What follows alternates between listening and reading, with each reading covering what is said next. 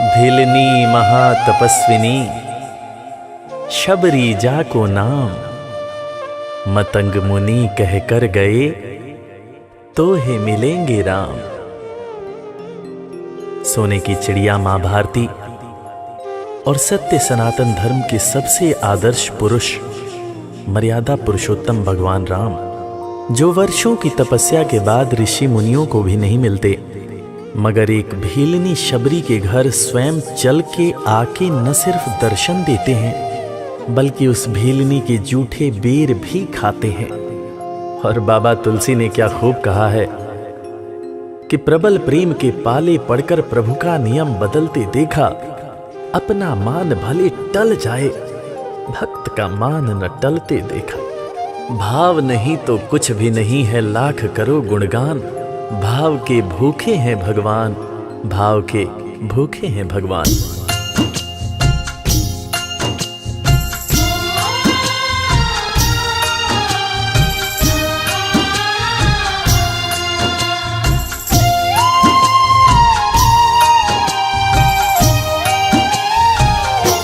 भाव के भूखे हैं भगवान, भाव के भूखे हैं भगवान, भाव के भूखे हैं भगवान, भाव के भूखे हैं भगवान।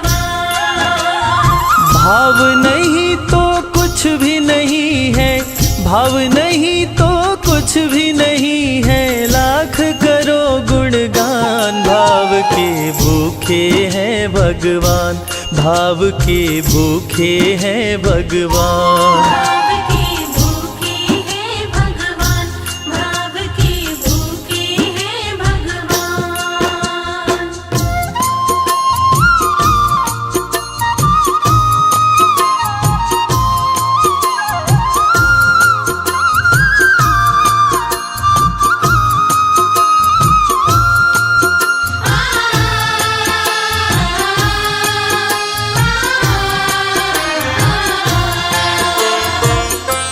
एक थी शबरी भक्तन, न्योछावर करके तन मन, मतंग मुनि के संग में करती थी प्रभु का कीर्तन।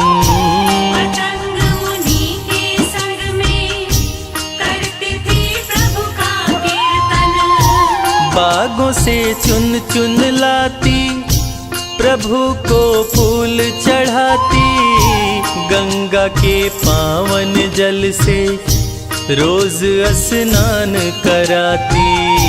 गंगा के पावन जल से रोज स्नान कराती। चरण धो के श्री राम का करती, चरण धो के श्री राम का करती, चरणामृत का पान। भाव के भूखे हैं भगवान, भाव के भूखे हैं भगवान। भाव के भूखे हैं भगवान, भाव के भूखे हैं भगवान।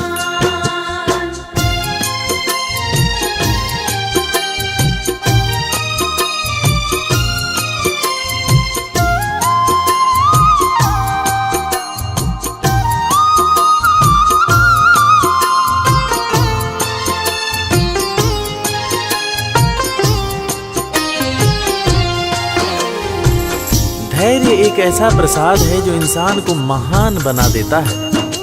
मतंग मुनि मां शबरी से कह गए कि शबरी तेरे दरवाजे राम जरूर आएंगे, और शबरी ने 10,000 साल तक प्रतीक्षा किया। शबरी को देखने वाले न सिर्फ उसे पागल कहते थे बल्कि कहते थे, ये कौन दिखात कुटी मां नारी ते उत जाती है मूद भरी, छिन भीतर बाहर होत छिना सुख सो नहीं बैठत एक घड़ी, यही के तन में कछुपीर भई ये वियोगी न मानस माहि जरी, अब जान पड़ी रघुनाथ के प्रेम की मूर्ति रूप ये है शबरी। मतंग शबरी को बताए, बहु भांति समझाए, सबर कर कुछ दिन शबरी, मिलन के दिन अब आए। सबर कर कुछ दिन शबरी, मिलन के दिन अब आए। राम जी तुमसे मिलेंगे, मेरी कुटिया में आकर शबरी को धैर्य बंधा कर समाधि लिए गुरुवर। शबरी को धैर्य बंधाकर समाधि लिए गुरुवर। राम नाम में लीन हो गई, राम नाम में लीन हो गई, गुरु से पाकर ज्ञान। भाव के भूखे हैं भगवान, भाव के भूखे हैं भगवान। भाव के भूखे हैं भगवान, भाव के भूखे हैं भगवान।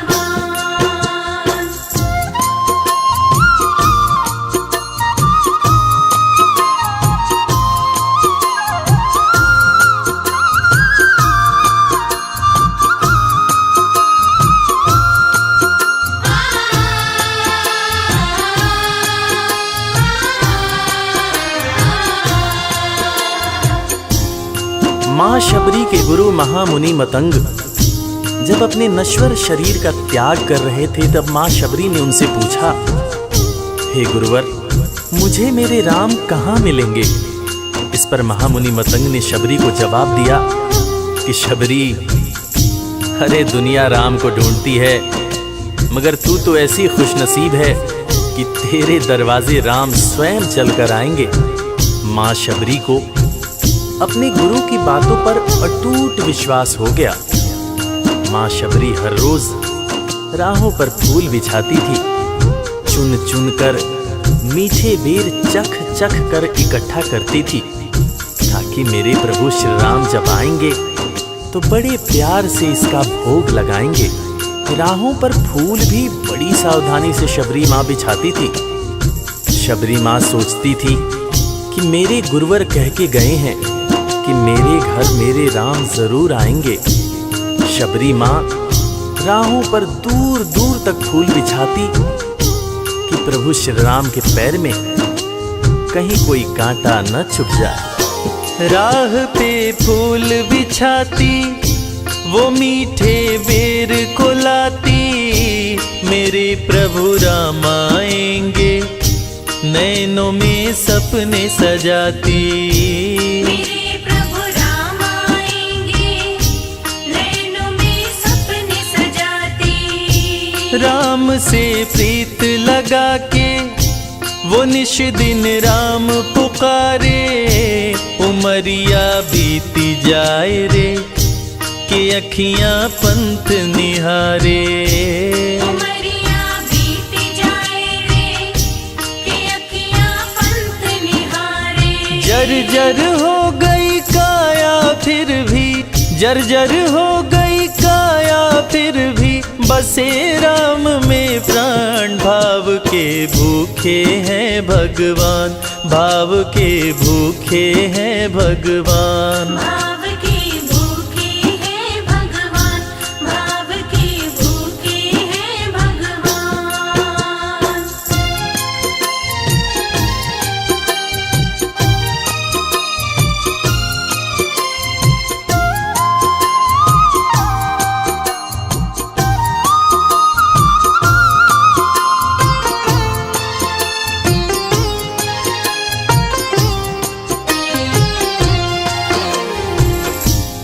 समय समय के साथ बीतता गया।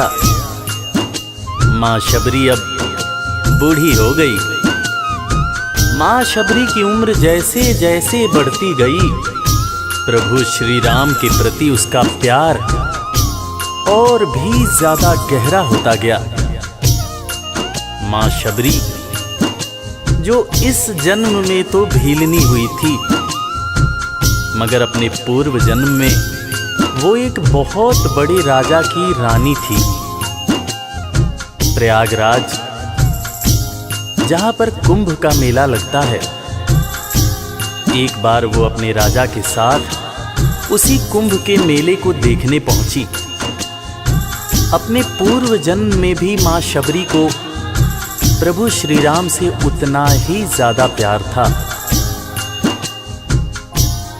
उस वक्त रानी ने अपने पति से ये इच्छा जताई कि मैं बाहर जाकर संत महात्माओं के साथ भजन कीर्तन करूंगी, जिस पर उसके राजापति ने ये कहकर मना कर दिया कि एक महारानी को इस तरह के छोटे लोगों के साथ बैठना शोभा नहीं देता। ये बात महारानी के हृदय में चुभ गई। महारानी ने गंगा के पानी में जाकर अपने प्राण त्याग दिए और ईश्वर से कहा, हे मेरे प्रभु, हे मेरे राम, इस जन्म में तो आपने मुझे बहुत खूबसूरत बनाया है, अगले जन्म में चाहे मुझे कुरूप बना देना। इस जन्म में आपने मुझे उच्च कुल में जन्म दिया है, अगले जन्म में चाहे तो मुझे भीलनी बना देना। मगर हे प्रभु, मेरा अगला जन्म जब भी हो, मुझे ये सौभाग्य जरूर देना कि मैं तुम्हारे नाम को जपूं, मैं तुम्हारा नाम लूं, मुझ पर कोई बंधन न हो। वो राजकुमारी अगले जन्म में माँ शबरी बनी, वही माँ शबरी जो कुटिया में प्रभु श्री राम की राह देख रही थी। वो सुंदर आसन लगा के, स्वच्छ कुटिया को सजा के, राह आंचल से बुहारे, प्रभु का ध्यान लगा के। राह आंचल से बुहारे, प्रभु का ध्यान लगा के। और ना अब तड़पाओ, राम मेरे आ भी जाओ, दरस बिन शबरी व्याकुल, राम मेरे दरस दिखाओ। दर्श बिन शबरी व्याकुल, राम मेरे दर्श दिखाओ। दरस की आस लगी मेरे प्रभु जी, दरस की आस लगी मेरे प्रभु जी, पूर्ण करो अरमान। भाव के भूखे हैं भगवान, भाव के भूखे हैं भगवान। भाव के भूखे हैं भगवान, भाव के भूखे हैं भगवान।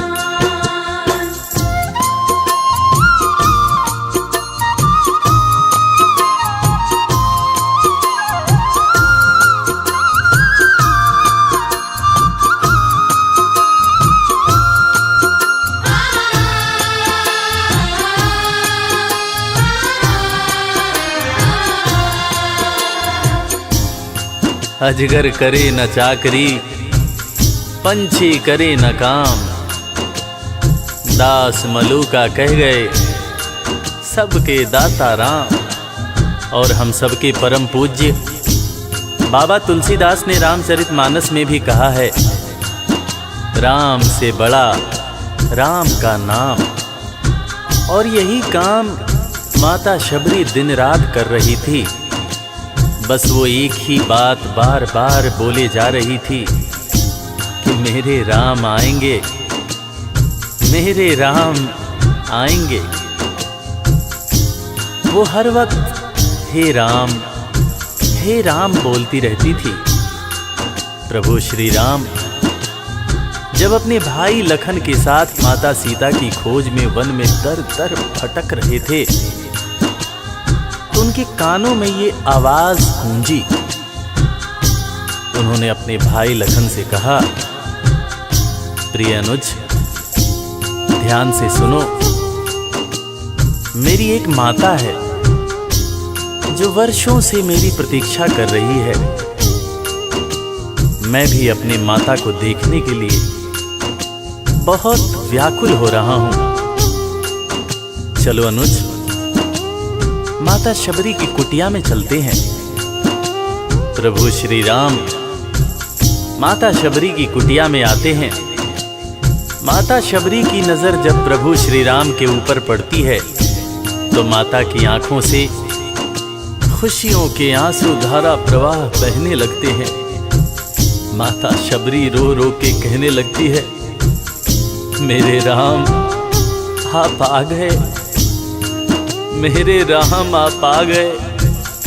आंसू भरी आंखों से मां शबरी प्रभु श्री राम और वीर लखन को देखे जा रही थी। दोनों हाथों को जोड़कर दौड़े दौड़े माँ शबरी ने प्रभु श्री राम के पैर पकड़ लिए और कहने लगी, मेरे राम, मैं तो 2 जन्मों से आपकी प्रतीक्षा कर रही थी। लोग मुझे पागल बुला रहे थे।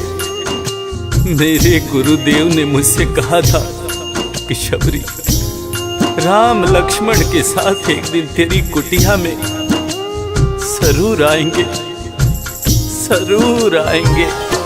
राम संग लखन को आते, देखी प्रभु को मुस्काते, प्रभु के पास में आई, कुटिया से दौड़ लगाते। प्रभु के पास में आई, कुटिया से दौड़ लगाते।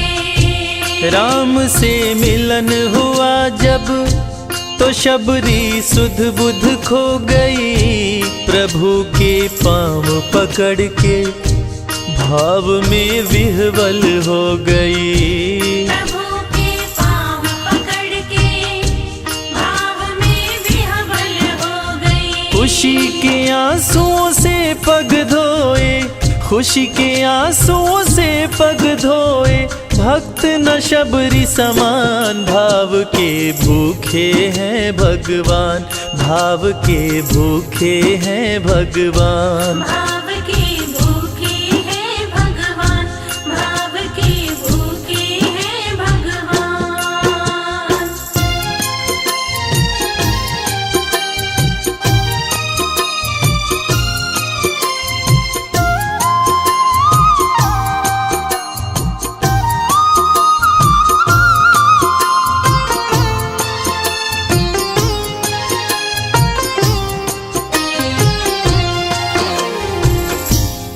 मित्रों, मैं रविराज आप सबको आज एक बात बताना चाहूँगा। वो बात जो मुझे मेरे गुरुदेव फरीद हसन खान साहब ने बताई है। और वो बात ये है कि ईश्वर को हमारी ज़रूरत नहीं है, हमें ईश्वर की ज़रूरत है।